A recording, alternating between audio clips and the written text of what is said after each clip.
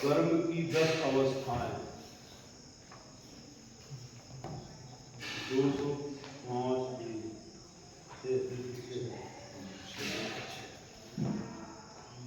कर्म की 10 अवस्थाएं 233 पर इसको अपन पढ़ रहे हैं। 10 अवस्थाएं कर्म की नाम याद हो चुके हैं सभी को। कर्म की 10 अवस्थाओं की पहली अवस्था कौन सी है? बंध, सत्व, उदय, उदीर्ण, उत्कर्षण, अपकर्षण, उसके बाद में संक्रमण, उसके बाद उपशम और उसके बाद निकत्ति और निकाति, निधत्ति और निकाचित।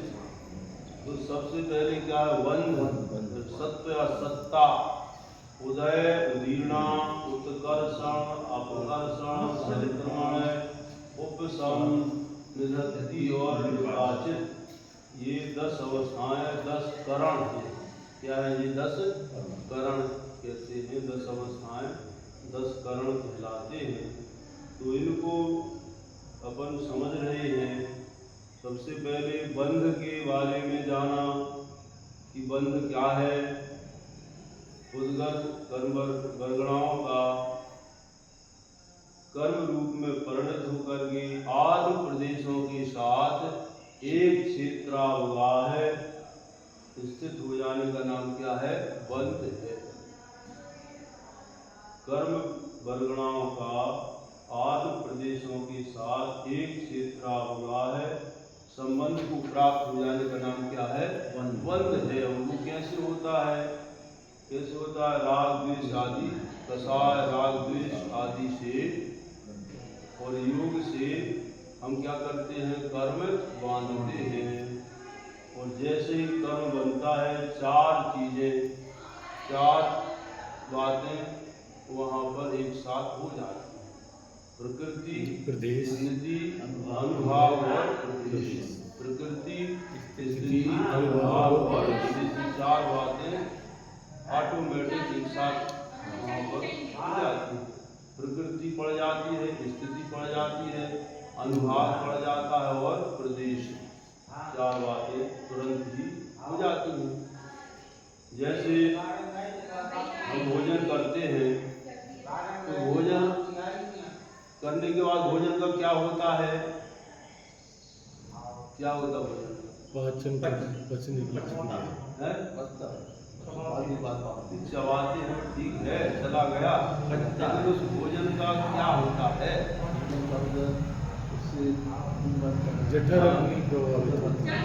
भोजन जो आता है काय के लिए? भोजन रस रूप में जो है, रक्त के रूप में, मैदा, मज्जा, हड्डी आदि के रूप में क्या परिवर्तित होकर भी होता है। जैसे भोजन करते हैं तो वह रक्त है ना, मज्जा, मैदा, हड्डी आदि सप्त धातुओं के रूप में परिवर्तित हो जाता है। उसी तरह से जिस प्रकार कर्म बनते तो कर्म की भी क्या है? स्थिति। इनमें स्थिति अनुभाव प्रदेश पड़ जाता है और ये 8 कर्मों के रूप में परिवर्तित, 8 जो है अवस्था, प्रकृति जो है 8 रूप में परिवर्तित हो जाता है। तो ये बंध मतलब 4 प्रकार का हो गया। प्रकृति, स्थिति, अनुभाव और प्रदेश बंध है। तो और कर्म बंधने के कारण भी पिछले अध्याय में पढ़ दिए हैं। कर्म बंध के 5 कारण बताए थे आपको। कौन कौन से कारण थे? 5 आवृत्ति, प्रमाद, कषाय और योग।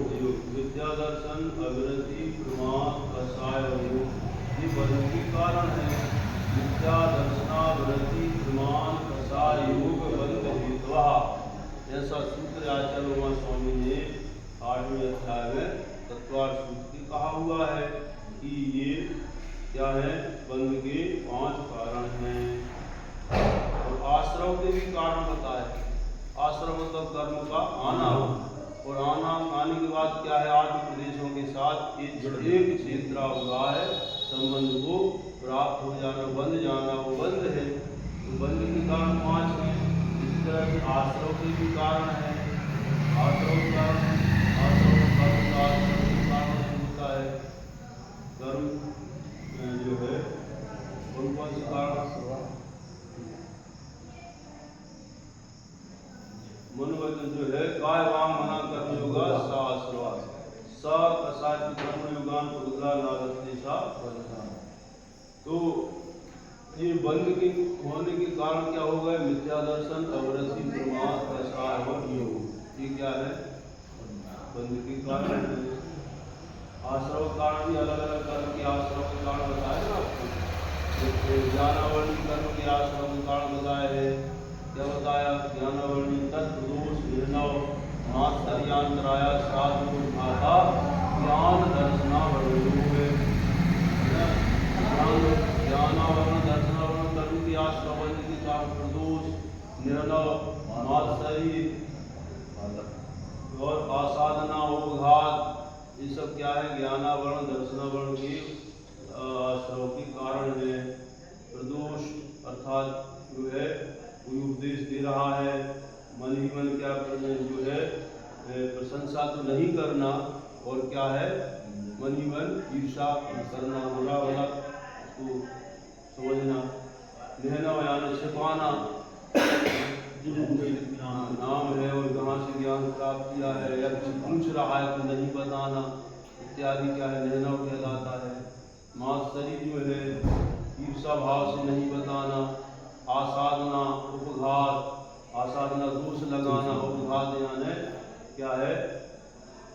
सम्यक ज्ञान के साधनों को नष्ट कर देना, व्यवस्था आदि कर देना, किसी की पुस्तक आदि फाड़ देना, ये सब क्या है? ज्ञानावरणी कर्म के आश्रव के कारण। ही दर्शनावरणी कर्म के, दर्शनावरणी के और कारण है। किसी के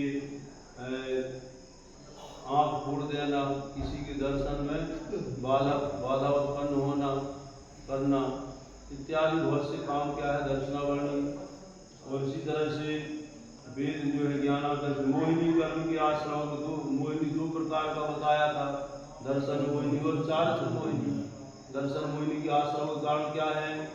केवली श्रुत संग धर्म देवा वर्णवादो दर्शन मोहस्य, केवली भगवान का वर्णवाद करना और श्रुत यानी शास्त्र का वर्णवाद करना, संघ ऋषि यति मुनि अनगार या मुनि आर्यका श्रावक श्राविका क्या संघ कहलाता है, इनका वर्णवाद करने, इनमें दोष लगाना। केवली संघ देव धर्म का वर्णवाद करना, सच्चे धर्म में दोष लगाना, ये सब क्या है? कि मोहिनी कर्म के, दर्शन मोहिनी कर्म के आश्रव के कारण है। और दुख शोक तापा क्रंदन वध परदेव नान्यात्म परो है सदा। और कसाय दया तीव्र परिणाम से, कसाय के उदय से तीव्र संकलेशित परिणाम की क्या है? चारित्र मोहिनी कर्म के आश्रव के कारण है। और वेदनी कर्म के आश्रव बाद वेदनी कर्म दो प्रकार का है, साता वेदनी और असाता वेदनी। दुख करना, शोक करना, ऐसा होना, रुदन करना कि देख करके लोग चाहे दुखी हो जाए, द्रवित हो जाए, पश्चाताप करना, इस तरह से क्या है? ये असाता वेदनी कर्म के आश्रव के कारण है। साता वेदनी के प्राणियों पर दया करना, वृत्तियों पर अनुकंपा करना, दान आदि देना, शांति यानी शांति समभाव आदि सब क्या है? साता वेदनी के आश्रव के कारण है। और गोत्र कर्म दो प्रकार का है, उच्च गोत्र और नीच गोत्र। तो उच्च गोत्र के आश्रव के कारण क्या है? उच्च गोत्र कर्म के आश्रव के कारण किसी अच्छा काम मतलब नहीं, उच्च गोत्र और नीच गोत्र के बताते हैं। नीच गोत्र, उच्च नीच गोत्र के लेकिन बाधाएं करना अंतराय, विघ्न कर्म अंतराय, अंतराय विघ्न करना, अंतराय कर्म का तो मान रहेगा नीच गोत्र में।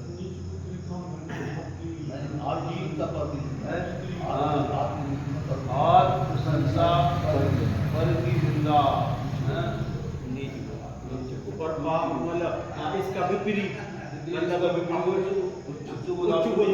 दूसरे की प्रशंसा, अपनी निंदा दूसरे की प्रशंसा, अपनी निंदा दूसरे की प्रशंसा। अपनी निंदा और दूसरे की प्रशंसा, अपने दोषों को बताना, दूसरों के गुणों को प्रकट करना, दूसरों के दोषों को ढांकना, अपने दोषों को प्रकट करना, ये सब उच्च गोत्र के आश्रय और बंध के कारण है ना।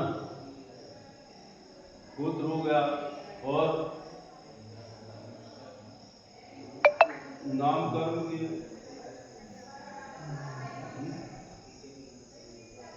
योगों की मनवचन काय की जो योगस और मनवचन काय की जो है कुटिलता, वह है अशुभ नामकरण, मनोरंजन काय की सरलता शुभ नामकरण के आश्रय के कारण है। और क्या है? मनोवचन काय की कुटिलता अशुभ नामकरण और मनोवचन काय की सरलता क्या है?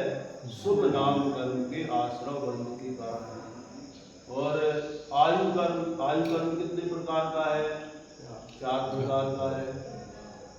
मनुष्य आयु, देवायु, नरक आयु, निरंतर आयु। इनके भी अलग अलग कारण हैं। नरक आयु का क्या है? नरक आयु का आश्रय का क्या बताया? अरे वैवारंभ परिग्रहत्वम नारदस्य आयु, बहुत आरंभ बहुत परिग्रह का भाव नरक आयु के आश्रय का कारण है ना।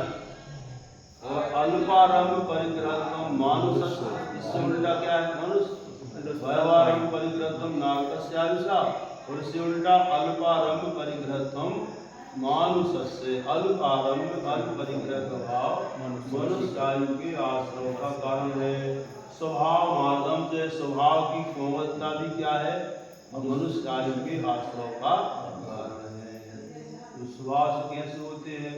नरम होते हैं, कोमल स्वभाव वाले होते हैं, नम्र होते हैं, क्या है? मनुष्य आयु के आश्रय का कारण है। अल्प आरंभ, अल्प में कम में संतोष धारण करते हैं, संतोषी प्रवृत्ति के होते हैं, ये सब क्या है? मनुष्य आयु के आश्रय का कारण। जितना है उसी में क्या है? संतुष्ट है। जितना प्राप्त है वही क्या है? पर्याप्त है। क्या है? ये मनुष्य आयु के आश्रय की। हमने इसी तरह से पूर्व जन्म में, पूर्व भाव में ऐसा किया होगा तो हमें क्या हुआ है? मनुष्य आयु प्राप्त हुई है। लेकिन अब मनुष्य आयु प्राप्त होने पर हम क्या करें कि हमें दुर्गति में ना जाना पड़े, त्रियंत और नरक की यात्रा ना करना पड़े। तो ऐसा हमारा पुरुषार्थ होना चाहिए, है ना। ज़्यादा जो है, ज़्यादा कसाय भी नहीं होना चाहिए, मंद कसाय होना चाहिए, सरलता होना चाहिए, संतोषी प्रवृत्ति होना चाहिए, समता भाव होना चाहिए, है ना। और अपने 6 आवश्यकों का पालन करते रहे, सब व्यसनों से दूर रहे, जीवों पर दया करें, करुणा करें। ये सब भाव क्या हमारे लिए सदगति के कारण बनते हैं। मनुष्य देव आयु आदि की खास जो है आश्रम के कारण बनेगी। नहीं तो क्या है? माया त्रियंत गति का क्या है? मायाचार, है ना। माया माया अर्थात मायाचारी तिरंचार्य का आश्रय का कारण है। आपको उदाहरण कथा सुनाई थी तिरंचार्य के आश्रय के कारण। कौन सी कथा सुनाई थी? सेठ की भी सुनाई थी, एक और सुनाई थी। हाँ, त्रिलोक मंडल। त्रिलोक मंडल हाथी हुए, हम नहीं थे उस दिन। जिन्होंने उपवास किए, तपस्या की, वो तो चले गए, दूसरे मुराद वहाँ आकर के विराजमान हो गए। लोग उन्हीं की स्तुति करने लगे कि समझ रहे थे कि वही है तपस्वी, लेकिन उन्होंने जानते हुए भी नहीं बताया। मतलब थोड़ी सी क्या हो गई? मायाचारी आ गई, है ना। पूजा प्रतिष्ठा आदि जो है मायाचारी आ गई। इस कारण से उन्होंने तिरंचार्य का आश्रय कर लिया और त्रिलोक मंडल हाथी की प्रजा में जन्म लिया। तो माया तयज्ञो नैसे, मायाचारी तिरंचार्य का आश्रय का कारण है। और देवायु के आश्रय का कारण क्या है?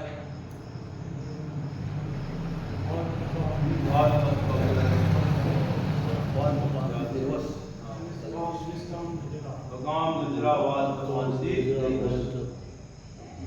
आदमी आ रहा है।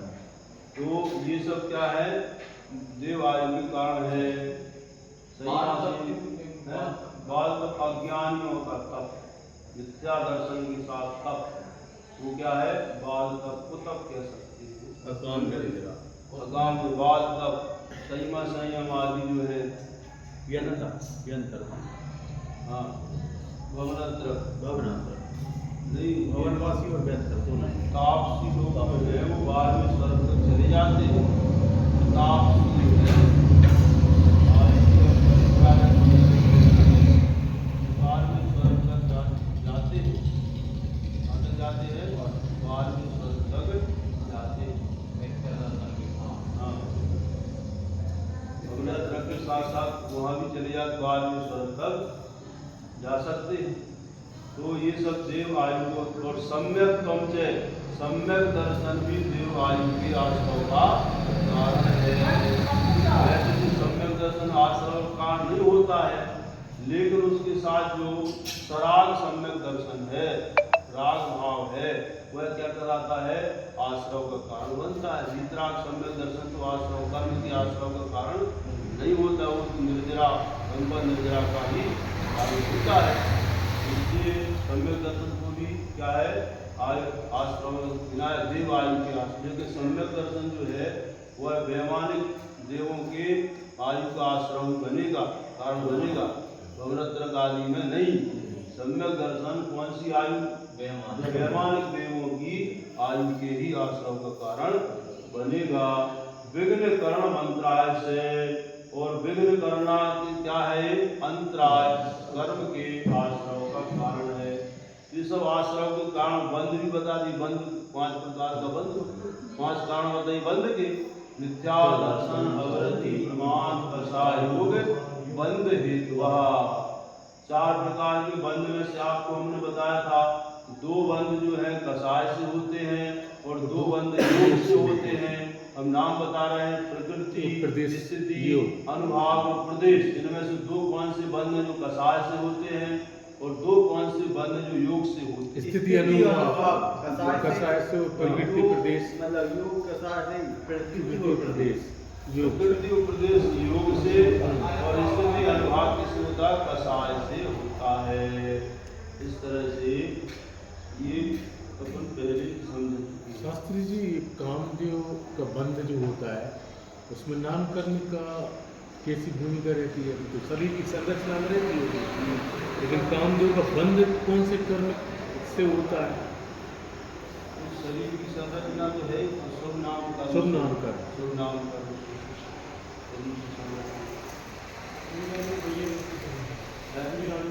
हाँ, सुंदर रूप मिलता है।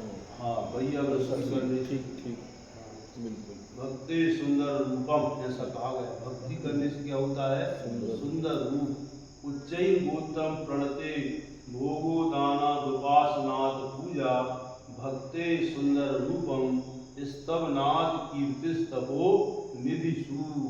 तपो निधि, तप ही जिनकी निधि है, तप ही जिनका धन है, ऐसे तपस्वियों की क्या करना, उनको प्रणाम करने से क्या है, उनको प्रणाम करने से उच्च गोत्र का उच्च गोत्र मिलता है। तपो निधिषु प्रणते उच्च गोत्र, तपस्या जिनका धन है, ऐसे तपस्वी ऋषि राजों को, मुनि राजों को प्रणाम करने से उच्च गोत्र मिलता है। आचार्य समंत भट्ट स्वामी ने रत्नकंड श्रावकाचार में लिखा है। क्या लिखा है, तपस्या ही जिनका धन है, ऐसे तपस्वी मुनिराजों को प्रणाम करने से उच्च गोत्र का बंध होता है, उच्च गोत्र मिलता है।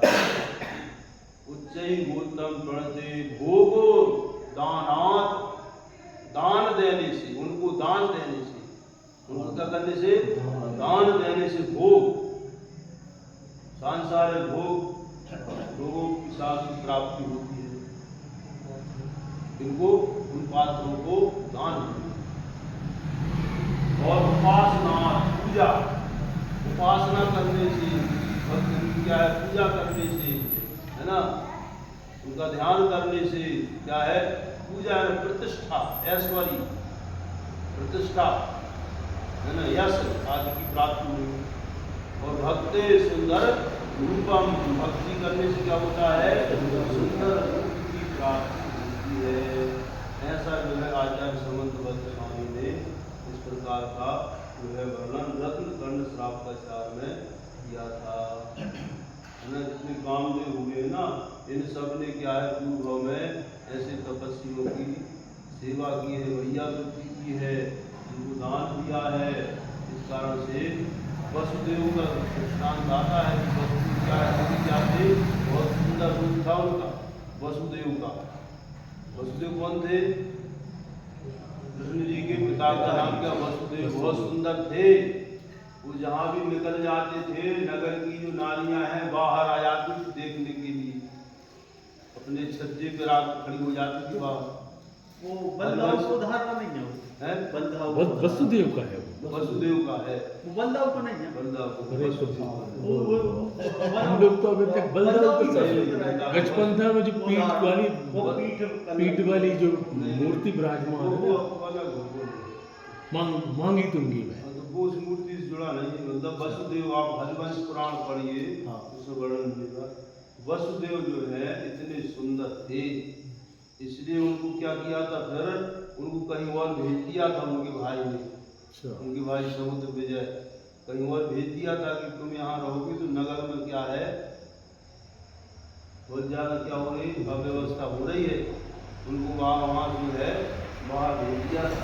इतनी सुंदर रूप था उनका वसुदेव का।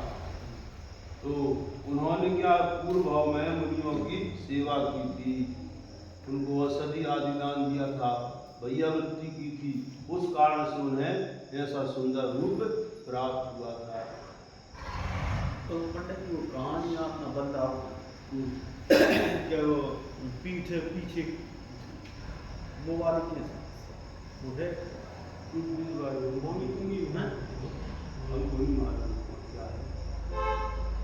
मूर्ति तो है मांगी तुंगी वहाँ पर, जो मतलब जो है रस्सी खींचते और वो गिर जाती थी, गिर नहीं जाती थी। बाल्टी की जगह में बच्चा है ना, हाँ। बच्चों के गले में रस्सी डाल के लटका देती थी कुआं में। बलदाऊ वो बलदाऊ वाली है। बलदाऊ मांगी तुंगी में जो आप जाएंगे वहाँ पे तो प्रतिमा के नाम से केवल पीठ बनी वो तो देखा, हम दर्शन करने गए थे, देखा है वहाँ पर ईंट के दर्शन होते पीठ के हैं, दर्शन होते हैं। ऐसे ईंट अंदर जो है दीवार बनी है, उत्कीर्ण है दीवार पाषाण की है, तो पीड़ दिख रही उनकी, मुख जो है नहीं है, तो मूर्ति बनी हुई है, उसकी कहानी जो है मालूम नहीं है। तो भक्ति सुंदर रूप में भक्ति करने से क्या होता है सुंदर रूप की, इस तरह से तपस्या है जिनका तपस्या मुनियों की, इस तरह से सेवा करने से, प्रणाम करने से, भैया वृत्ति करने से, दान देने से, इस प्रकार से ये हमें प्राप्त होता है। मांगने की जरूरत नहीं है, मांगने की जरूरत नहीं। और राम हनु भीम सुनील गब गवाही नील महानी कोड़ी निन्यानवे तुंगी तुंगी गिरबंदो धनिया 99 कूड़ा कूड़ी मुनि वहाँ से पहुँच गए हैं। राम हनु हनुमान सुग्रीव सुनील गव गवाह नील महानील आदि जो है 99 कोड़ी 99 करोड़ कितने 99 करोड़ मुनियाज वहाँ से मोक्ष पधारे हैं। माघ तुंगी गिर माघ तुंगी गिरी से गए हैं। माघी और एक तुंगी है, तुंगी वो है। पर्वत है। मांगी में आदिनाथ भगवान की प्रतिमा विराजमान है। वो तो नीचे है आदिनाथ भगवान के ऊपर आदि चढ़ जाते हैं, हाँ। बीच में है प्रतिमा। ऊपर और ऊपर जाते हैं, मांगी है। पर्वत ऊपर। तो अब देखिए विषय पर बनाते हैं कि सत्य बंध का बंध प्रकरण। अब दूसरा है सत्य या सत्ता ना। तो जब कर्म का बंध होता है तो बंध के बाद क्या है सत्ता। बंध के बाद क्या होगा कर्म सत्ता में रहेगा। कहाँ रहेगा सत्ता में पड़ा रहेगा। कर्म का बंध हो गया, बंध के बाद क्या है, कर्म सत्ता में जो स्थिति बांधी है उस स्थिति का क्या है, वो सत्ता में रहता है, पड़ा रहेगा सत्ता में, है ना। तो सत्ता में जब तक कर्म रहता है तब तक जो है वह है मतलब निष्क्रिय है, वो कैसा है, निष्क्रिय है, वह कुछ भी नहीं करता, कुछ भी जीव का जो है किसी तरह से कुछ भी अच्छा बुरा नहीं कर सकता है, ना सुख में निमित्त है ना दुख में निमित्त है, ना किसी प्रकार से वो कारण नहीं बनता है, सत्ता में है। उदय में जब आएगा सत्ता की बात कर रहे हैं, जब तक वो सत्ता में है तब तक की बात कर रहे हैं। कर्म का बंध निरंतर हो रहा है, राग द्वेष रसायन आदि परिणाम से हम कर्म बांधते हैं, बंद हो रहा है और उनमें स्थिति अनुभाग प्रदेश आदि जो है पड़ रहे हैं। स्थिति कितनी समय तक रहेगा, अनुभाग जो रस यानी फल देने की शक्ति पड़ रही है ना, प्रकृति यानी स्वभाव और जो है प्रदेश, इस तरह से निरंतर पड़ रहा है और वो जैसी स्थिति बांधी है उस हिसाब से वो सत्ता में रहते हैं। तो मतलब ये सत्ता में जब तक कर्म है तब तक जीव का जो है किसी प्रकार से हित अहित आदि नहीं करता है और सुख दुख आदि में कारण नहीं बनता है, सत्ता में पड़ा हुआ है ना।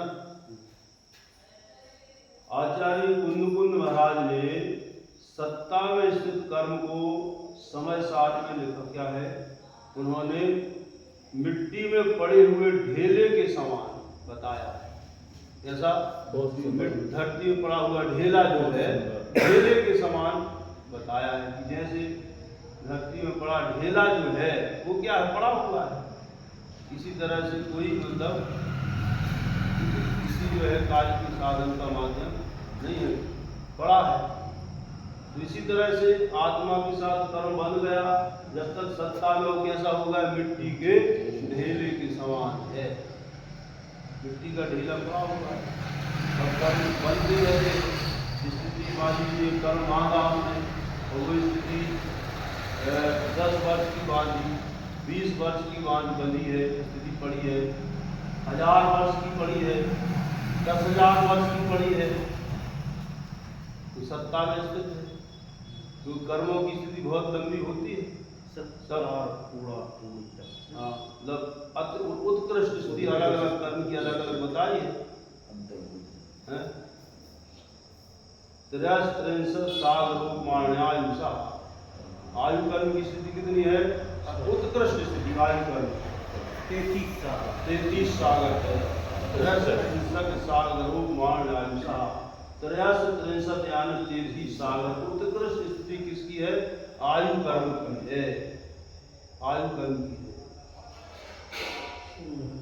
विंशतर नाम गोत्रयो है, नाम और गोत्र की कितनी है, विंशति 20 साल, कितनी है, विंशतर नाम 20 नाम और गोत्र। सप्ततर मोहिनी से, मोहिनी कर्म की 70 कोड़ा पूरी सागर, कितनी है, 70 कोड़ा पूरी सागर, कितनी है, 70 कोड़ा पूरी सागर, मतलब कोड़ा कोड़ी करोड़ में करोड़ का गुना, 70 मोहिनी कर्म बंधा है शास्त्र में, तो जरूरी है कि जय पर्याय में अपनी वलय में आए, वो नहीं जो निष्क्रिय है कर्म। ये कौन कह रहा है कि पर्याय है, पर्याय में इस पर्याय में कम स्थिति वाला है तो इस पर्याय में आ सकता है, अधिक स्थिति वाला तो नहीं आएगा, है ना, अधिक स्थिति बंदी है तो नहीं आएगा, जैसी स्थिति पड़ी है उसमें उस हिसाब से कर्म जो है उदय में। कितनी पर्याय में अधिकतम जो है मोहिनी कर्म की स्थिति कितनी, 70 पूरा पूरी बताई है, 70 पूरा पूरी सागर बताई है, तो 70 पूरा पूरी सागर तक जो पड़ा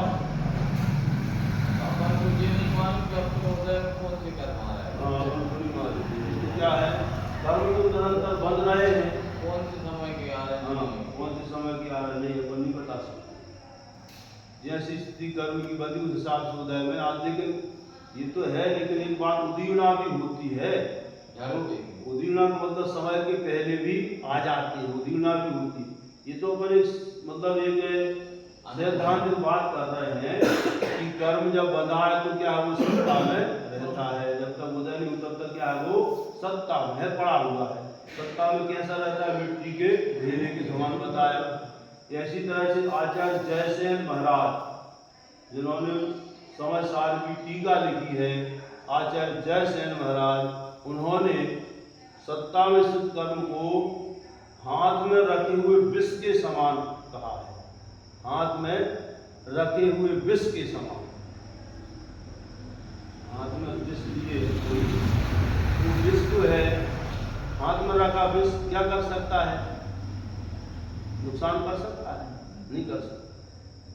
सत्ता में है मतलब अगर उसको यदि उसका पान ना किया जाए तो क्या है, कुछ बिगाड़ सकता है, नहीं बिगाड़ सकता हाथ में।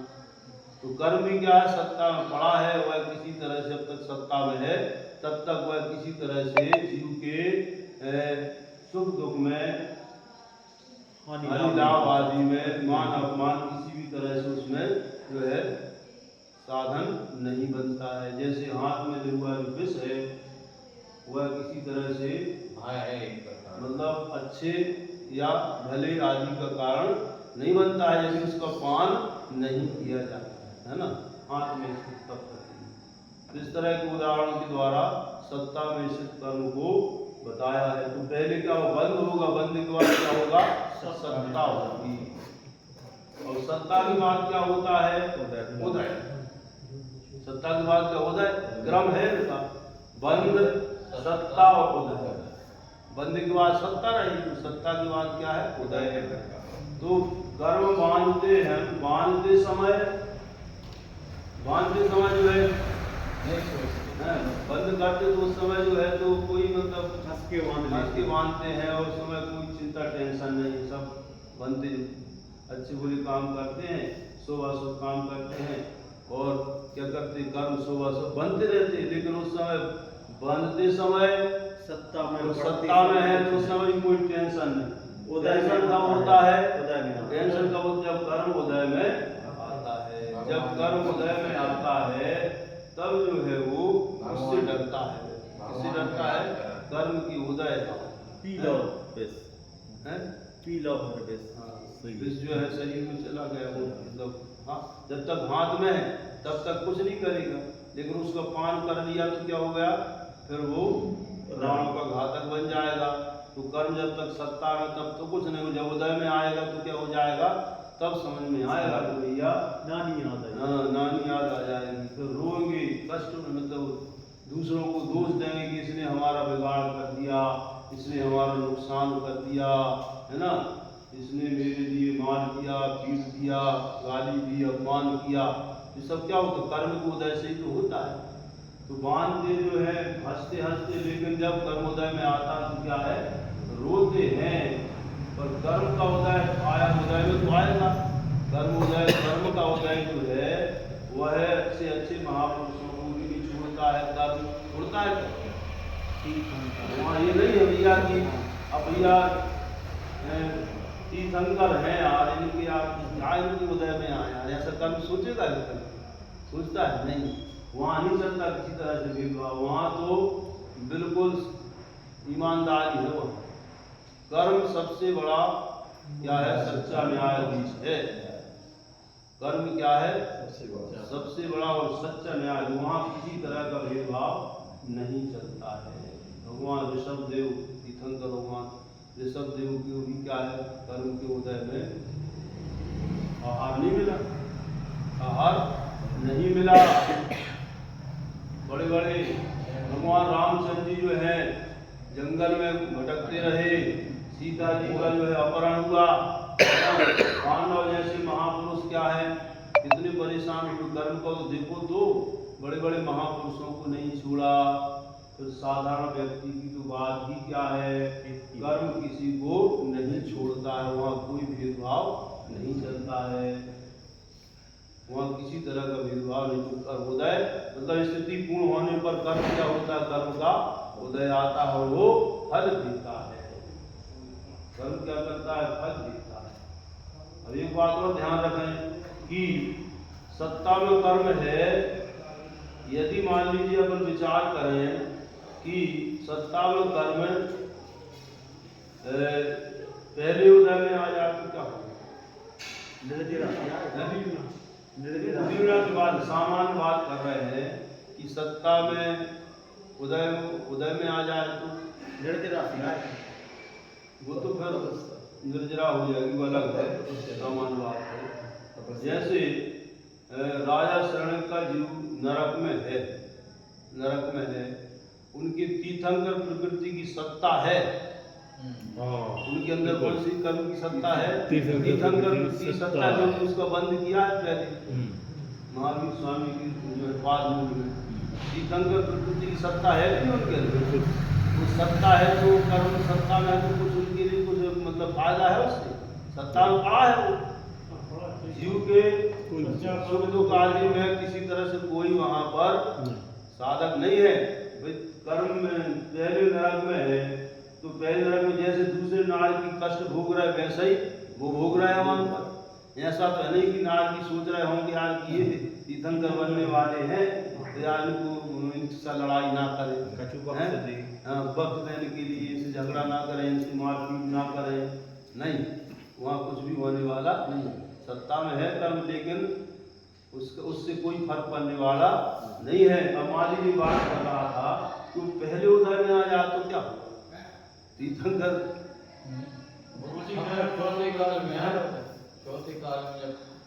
मतलब गड़बड़ हो जाएगा ना, क्या गड़बड़ हो जाएगा? कर्म सिद्धांतिक गड़बड़ हो जाएगा। नरक में तीर्थंकर प्रकृति को उदय में आ गया तो सब सिद्धांत गड़बड़ हो जाएगा। तो क्या सत्ता पड़ाऊ कर्म है वो समय के पहले नहीं कुछ स्थिति है तो वहाँ क्या हो जाएगा? गड़बड़ हो जाएगा। हमारे साथ दो आयु की सत्ता रहती है, दो आयु। कैसे दो आयु की सत्ता?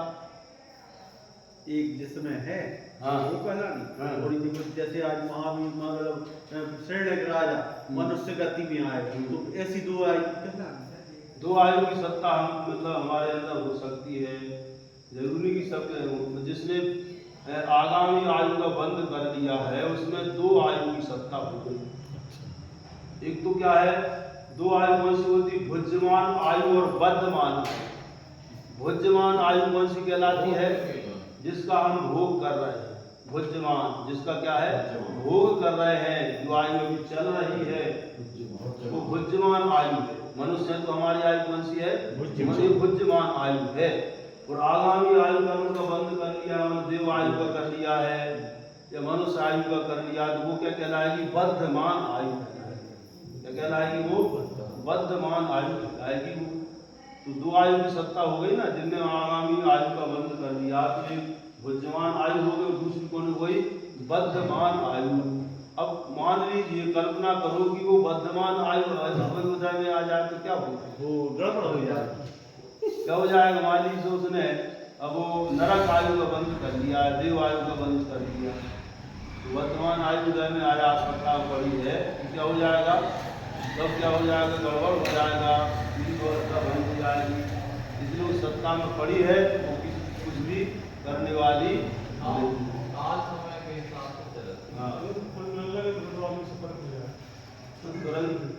तुरंत फल सत्ता में पड़ा रहता है, तुरंत नहीं मिलता। क्या होता है? सत्ता में पड़ा रहता है। तो ये सत्ता की बात कर रहे हैं कि सत्ता में कर्म जो है पड़ा है और किसी तरह से जीव के सुख दुख में कारण नहीं बनता है। जैसा कि आचार्य स्वामी ने उसे धरती में पड़े मिट्टी के ढेले के समान बताया। आचार्य जय सेन स्वामी ने कैसा बताया? हाथ में रखे हुए विष के समान बताया है। इस प्रकार से समझना चाहिए। और एक और बात समझे अपन कि बंद, सत्ता और उदय, इनको इनमें कार्य कारण संबंध भी समझ ले। कार्य कारण, कार्य और कारण। कारण मतलब जिससे कार्य संपन्न हो, कारण कहलाता है। कारण मतलब जिससे कार्य संपन्न होता है वो कारण कहलाता है। जो कार्य हो रहा वो कार्य हो रहा क्या है? कार्य है। तो यहाँ पर बंद क्या है? कारण है। और सत्ता क्या है? कार्य है। बंध क्या है? कारण है और सत्ता कार्य है। पहले बंध होगा और बंध के बाद क्या है? जो कार्य क्या है वो सत्ता। बंध के कारण जो है कर्म सत्ता में आया। बंध के कारण बंध नहीं हुआ तो सत्ता में कैसे रहेगा? तो बंध के कारण कारण क्या है? सत्ता में आया। तो बंध हो गया कारण और सत्ता हो गई कार्य। आगे चले अपन कि उदय। उदय कार्य है और सत्ता क्या है? कारण है। उदय क्या है? कार्य है और सत्ता कारण है। अच्छा वो वैसे होता है। हाँ, यदि सत्ता में कर्म नहीं होगा तो उदय में कैसे आएगा? सत्ता में कर्म नहीं होगा तो उदय में कैसे आएगा? तो कारण क्या हो गई? सत्ता यहाँ पर और कार्य क्या हो गया? उदय। और वहां पर बंध कारण था और सत्ता कार्य थी। बंध और सत्ता के ऊपर संबंध बनाए। बंध और सत्ता में कार्य का संबंध बनाएंगे तो बंध होगा कारण, सत्ता होगा कार्य। और सत्ता और उदय में कार्य का संबंध स्थापित करेंगे तो क्या होगा? सत्ता होगी कारण और उदय होगा कार्य। इस तरह से कार्य कारण संबंध इनमें स्थापित, ऐसा ही पूरे जुड़ा हाँ ऐसे सब जुड़ जाएंगे। तो बंध हो गया कारण, सत्ता हो गई कार्य। बंध और सत्ता में कार्य कारण संबंध। और इसी तरह से सत्ता और उदय में कार्य कारण संबंध। तो सत्ता क्या हो गया? कारण, उदय क्या होगा? कार्य। तो अब इसमें क्या लिखा हुआ है देखें, कर्म बंध के बाद और फल देने के पूर्व की स्थिति को सत्व कहते हैं। कर्म बंध के बाद और फल देने के से पूर्व बीज की स्थिति को सत्व कहते हैं।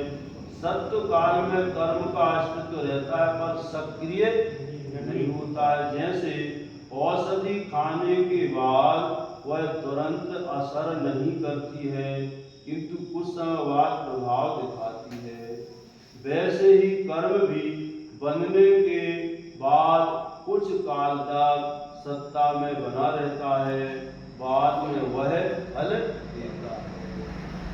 गुणस्थान 1 से 14 तक होता है।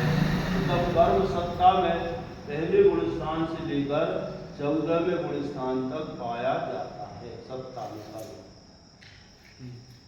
14वें गुणस्थान में भी सत्ता में है, भले कम है, पूरे नहीं है लेकिन है ना। तो 14वें गुणस्थान तक है। उदय द्रव्य छेद काल भाव के अनुसार कर्मों का फल देना उदय कहलाता है।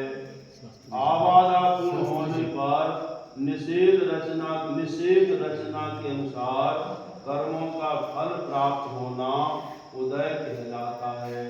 गुणस्थान 1 से 14 तक। गाड़ी की नहीं है, करवा दें। कितने में बोलते हैं? कौन सी गाड़ी करनी? कितनी तो बात है? हम नहीं जा रहा था। हम नहीं जा रहे। पाठशाला परिवार है, जान लो पाठशाला हो तुम भी या नहीं? समिति पाठशाला वाले आपकी समिति पाठशाला मैडम है आप मम्मी भी नहीं जा तो बता दें कितनी संख्या है। 6-7 कब? कल शाम में कल सुबह निकले 4 बजे पहुंच जाएंगे। 5 घंटे 8 बजे अंधों की टाइम नहीं सुबह परसों परसों सीहोर के बाद है।